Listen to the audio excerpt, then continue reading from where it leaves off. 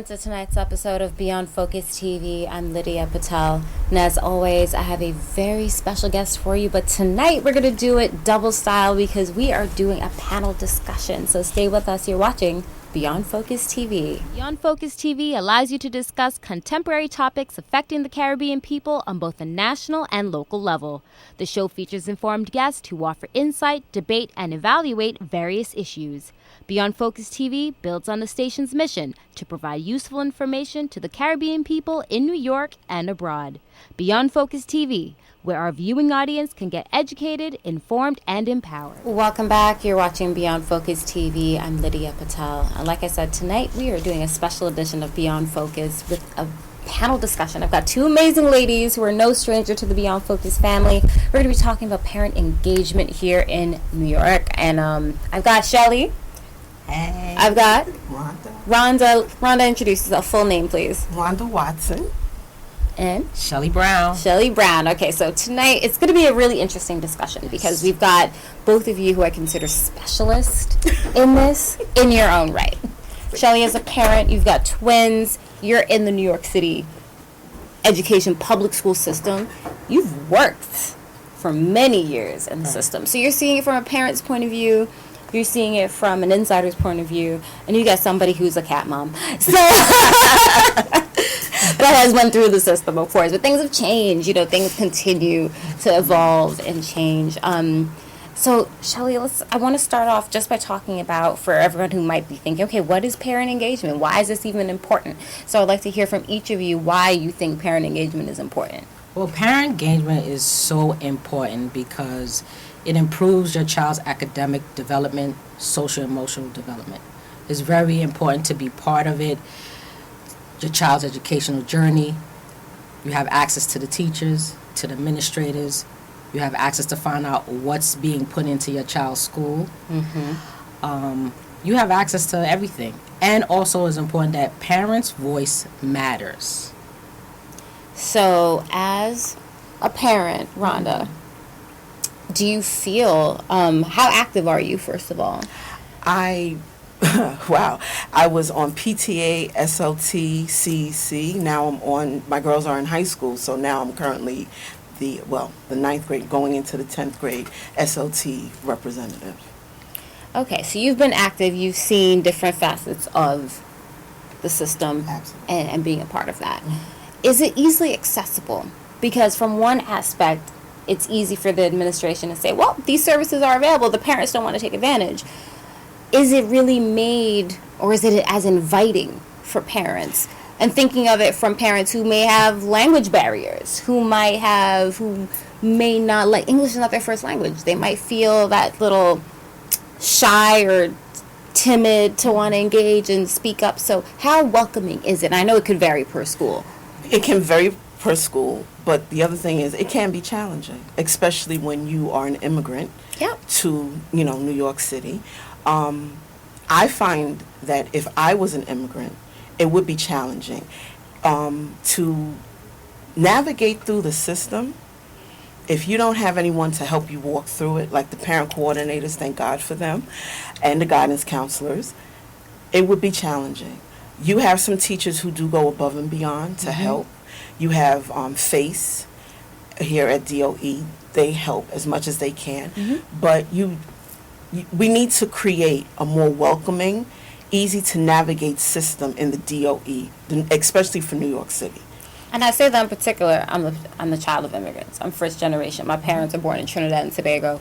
And even though, and I always look at that, they weren't educated here. They came here as young adults, but they already passed that education prime, so to speak. And it's different. And they speak English. So I thought about it. I have Haitian friends and Spanish friends. And their parents speak no English. You think those parents, and it's not that their parents don't want to be involved. It's just it's not as inviting. Right. DOE has offered translation. Do they have a lot of them? No. Sometimes I've even heard they've used Google Translator to help out. But that's not DOE regulated. So you need to create, once again, certain things need to be put in place for more parent engagement. I feel that there should be committees especially for single parent or single parent households who work. I know that is a challenge. I remember I was on my soapbox as a PTA president. You know, parents, you need to come out. You need to come out. And a mom came to me. She said, Miss Watson, I would love to come out. I work 12 hours a day. Yeah. And sometimes, because she was a nurse, to make the overtime which was necessary for her to keep her family afloat. And she said she had no support, so she couldn't be able to come all the time. She just happened to be off that night, and she said let her come out and support. So on your end, Shelley, have you seen that with parents who work doubles and triples? Because it's twofold. You have the parents who work so much and who don't want to attend, and then there are the parents who don't come because of lack of interest. Look, not that they're unaware, because you know these things are here. They're focused on other things. Right. It's getting lit, it's doing other thing, that's a whole other, but it does affect the children. Right. And it affects the children. So, from your end, seeing the two different types, I do fundamentally believe there's those who, it's not out of ill intentions, it's just out of, you're not able to. I'm working 12, 15 hours a day by the time I commute. Even to make the hours to pick your kid up at 5 or from after school, it's cutting it thin for some people to leave there. You have to leave early to still make it in time and beat traffic to go pick up your kid. And pray that the train gets them there, if that's their mode of transportation. So tell us a little bit about that. So to answer your question, I'm that parent, was that parent. We were all single parent, missed some type of parent-teacher conference or meeting with the teachers, or didn't get an email, or didn't get the mail. But the parents that I was dealing with was mostly parents that had a language barrier, immigration status, yes, the ones that really don't care, and the ones that was working long hours before the pandemic even. Right? Yeah. Let's talk this about is your normal term. Right. Like, let's talk about what the paper, right? They complain, we can't go into the school building, I have to work. I didn't get the flyer. I didn't get the notice. You don't child check your kid's didn't book give it to bag? me. All that. Came pandemic, now we have technology. Don't know how to sign on. Yeah. Don't have time to sign on. I don't That's have too Wi-Fi. late. I don't have Wi-Fi. So all these... I don't have a tablet. When I knew personally, there were Right. principals, administrative people, some people like even at your school who are dropping off tablets to people. Former parent coordinator. Yeah. I was the best #1 parent coordinator.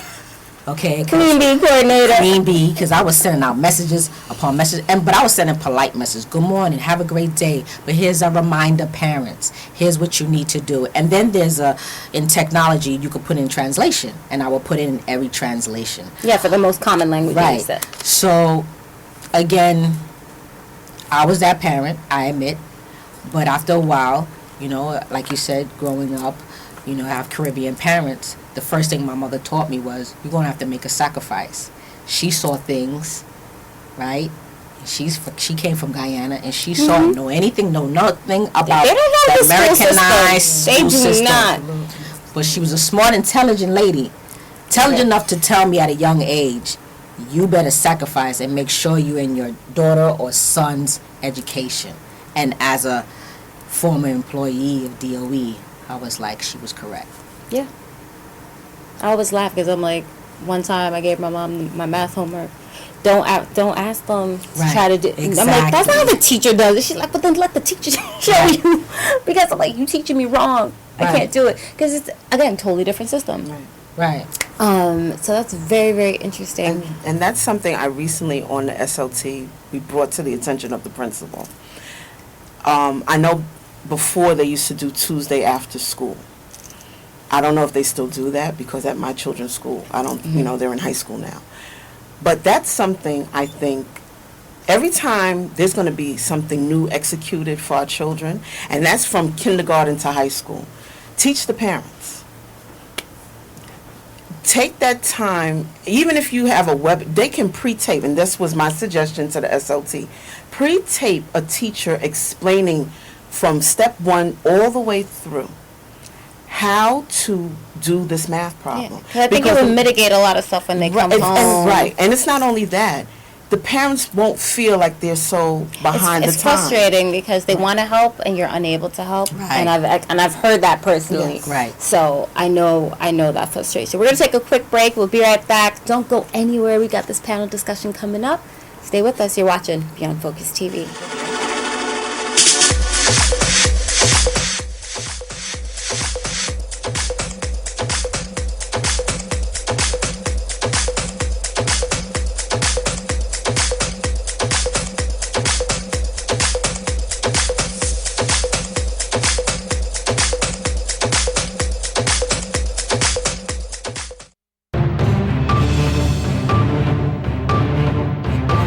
Welcome back. You're watching Beyond Focus TV. So, ladies, I love the discussion. We're really talking about some great stuff. So, I hope everybody at home is enjoying this. So, DOE, parent engagement, and we're trying to come up with just ideas, solutions, ideate here tonight of how we could really make this school system here where we live so much better. So, SNAP benefits, supplemental nutrition assistant program. Right. It's a hit or miss. Some people qualify, some people don't. I feel like it's a selective qualification because even on unemployment, people don't qualify sometimes and not understanding why. Because the federal poverty line needs to be increased for New York City. According to Google, I did a Google search before I came here. It costs to live comfortably, according to Google, it costs $82,637 a year. 82,000. 600 And that's for a family. of 3. And I'm a family of 3. I have my twin daughters and myself. So as a family of 3. Interesting amount of money. Okay. Exactly.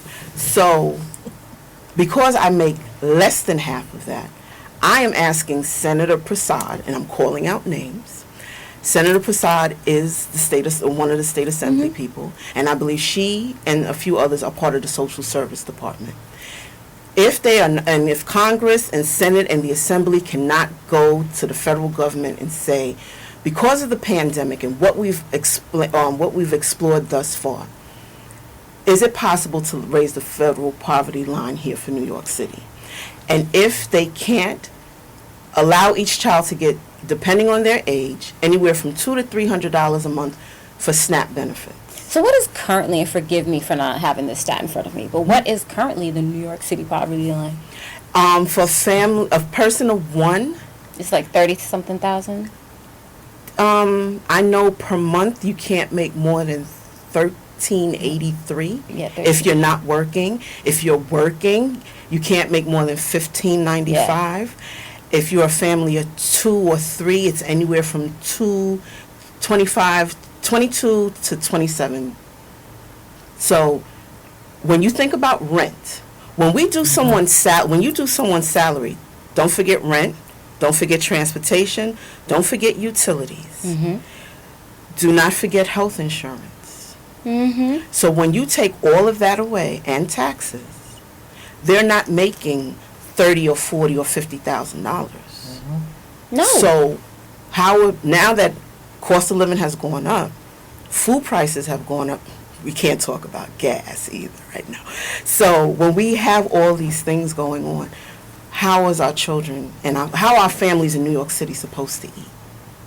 I really don't understand because the cheapest one bedroom in Brooklyn, there's nothing under $1,700 or $1,800. According to someone that I know, Nothing. If you have a 1-bedroom here in New York City, a studio, depending on what part of Brooklyn, we'll talk about Brooklyn because that's where we are. Any Greenpoint, the studios go for $35 to $42 a month. Oh, I'm sorry, not dollars. $4,200. Yeah.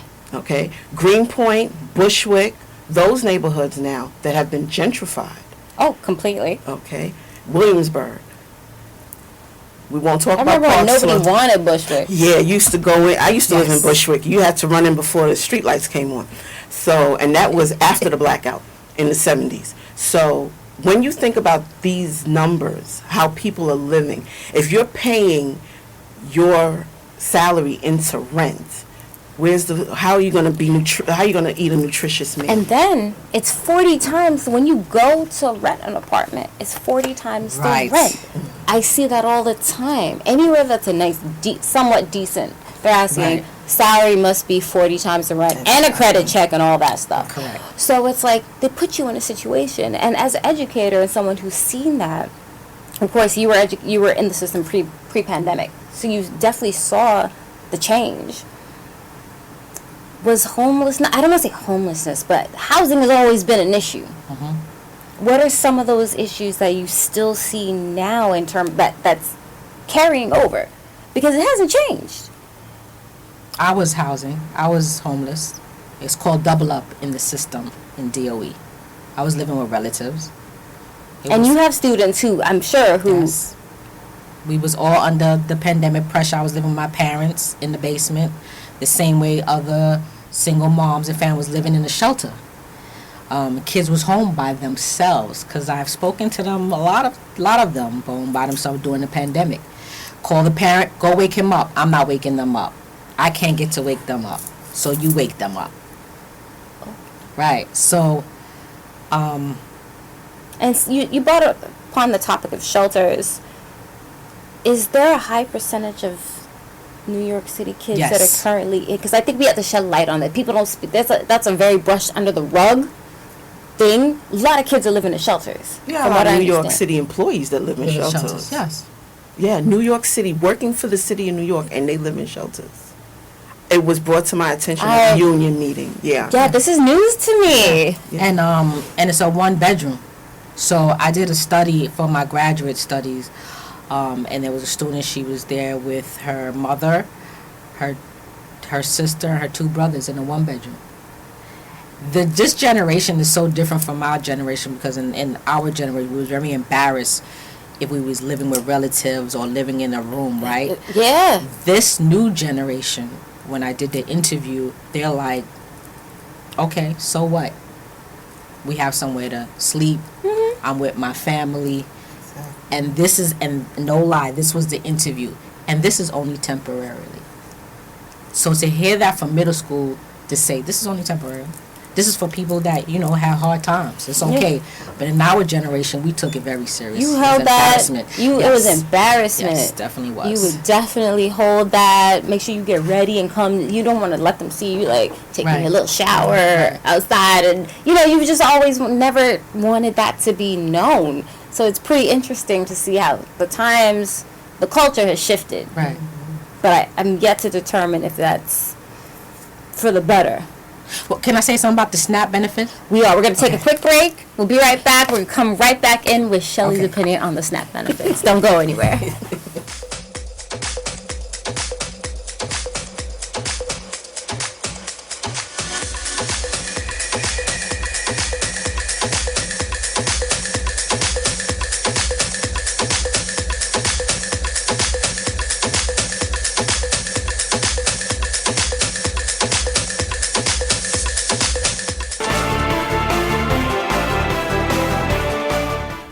Welcome back. You're watching Beyond Focus TV. So, Shelly, what is your input on the SNAP? Well, recent study, SNAP was mostly for dislocated workers back in the, how many years back then? SNAP and all government is just a systematic way to keep us down. SNAP and other assistance is for you to have it temporarily. But the Americanized system realized that our minority people was, hold on to it and figure I'm not going to develop from it. Where there is, Jewish population was able to utilize it, capitalize it, and develop real estate and wealth in their family off of government assistance. We wasn't taught that because it wasn't meant for us to learn that. Correct. So we're going to go on SNAP. Let's utilize it and build our family and build it up in wealth and not just stay there. We have to build it. We have to take that food. The same way in the pandemic. We were stuck in the pandemic. It's the same way. If it's one bread, you eat that one bread. That's how you're going to have to continue on to build that wealth. To build that up. But overall, for the whole topic that we're talking about, which is overall engagement, school systems here in New York, Rhonda, what is the solution that you really could see that we could take this into 2023? Okay, so a few things. I believe that parents should have educational hours. This will allow them to participate in-school activities with their children.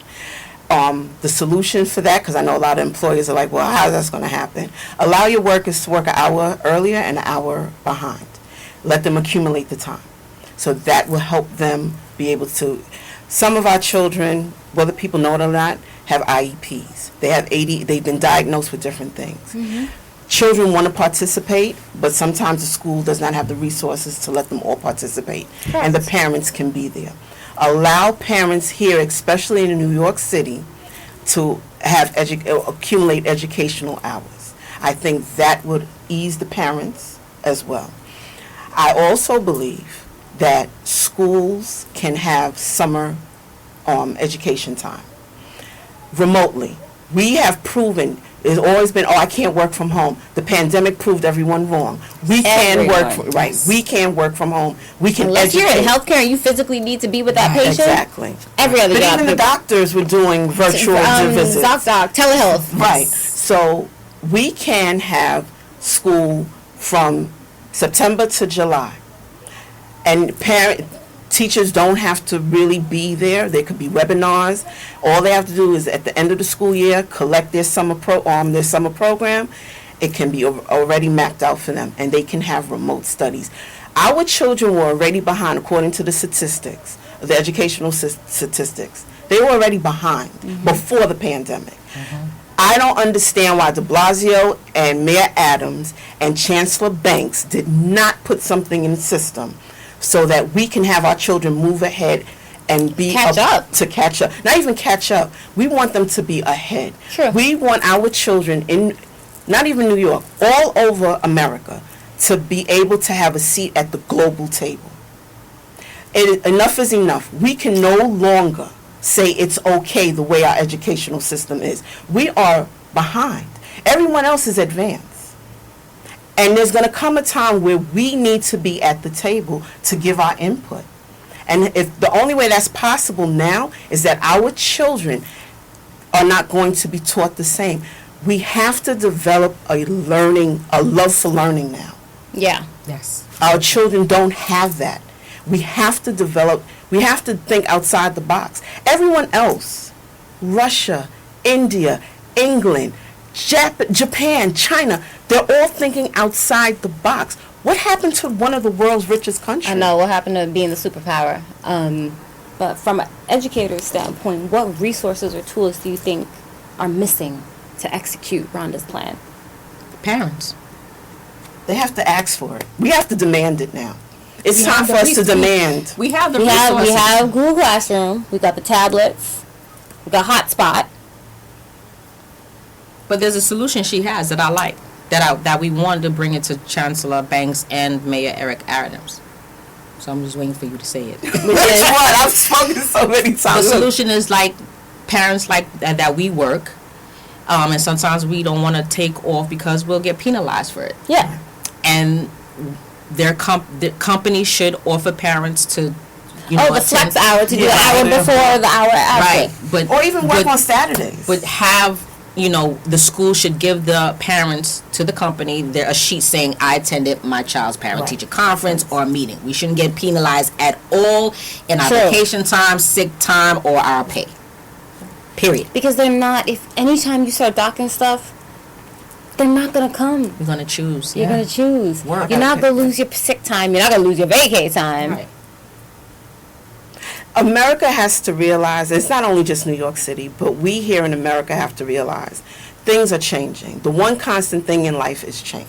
Correct. And if we're not going to change, we're going to get left behind. Progress is rapidly happening now. It's not slow progress anymore. It's rapid progress. And if we continue to look at things the same way, we are going to be so far behind. Because we're already behind, but we don't have to be behind. We don't have to be behind. We have a right to sit at the world table and say we can put our input in. There's going to come a time, I know someone is sitting at home thinking, because of the pandemic, how one area of the world affected the whole globe. Education can affect one area and turn around and there be an educational pandemic where I'm learning, where my child is learning from a teacher in Russia and solving problems in Africa, in China, in Russia, in New Zealand, wherever there's an issue, they can sit at the global educational table and come up with a solution. But I'm going to say this, Lydia, the young leaders that are emerging now, they're going to make that change. Not only for education, but for medicine, for the global economy, for our earth. They're looking for ways to purify our earth so that they realize, our young people are realizing where we've made the mistake. They don't even, actually, when you speak to the Gen Zs who are now going into like either finishing college or about to go in the workforce, they interview you they're being interviewed, but they're asking like, do I even want to work here? Before we were just grateful to get in. We would take it, you suck it up. No, they're not taking it. They've got a social responsibility and a good reputation. They don't want any part of it. If they want to work remote, and they want this, and they're putting their demands. And just to go back when you said flex time. There's a lot of parents that don't know those words. So that's why I said, what's the solution? Because when you're talking to parents now, they don't understand the technical language. Yeah. So you got to simplify that. When they say flex time, what is flex time? They'll probably go to work. What is flex time? But if they ask, it's there. Right. We have to do this again. Yes, ladies, we're out of time. We are going to do a round 2 of this because I love having, I think we need a executive producer, Jean. I think we need a... Jean. We're going to need another one of these panels with the ladies here. But thank you very much, Shelly, Rhonda. It's been amazing. Thank you for having us. Always. And as always, if you have any questions or comments, you can send us an email at info@beyondfocusmedia.com. I'm your host, Lydia Patel. Thank you so much for joining us. And we'll be back again next week. Same time, same place. You're watching Beyond Focus TV. Stay with us. Beyond Focus TV show wants and needs your feedback. Did we blunder? Please let us know so we can improve. Was the show helpful to you? Drop us a note so we can share the success with our staff members. Is there something you think we could do better? We welcome new ideas and new approaches to old ideas. Do you have a great suggestion? Let us know and we'll work on it. If you would like to share your comments anonymously, please send us an email at info@beyondfocusmedia.com. If you want to get in touch with the executive producer directly, send him an email at jean@beyondfocusmedia.com. We really look forward to hearing from you.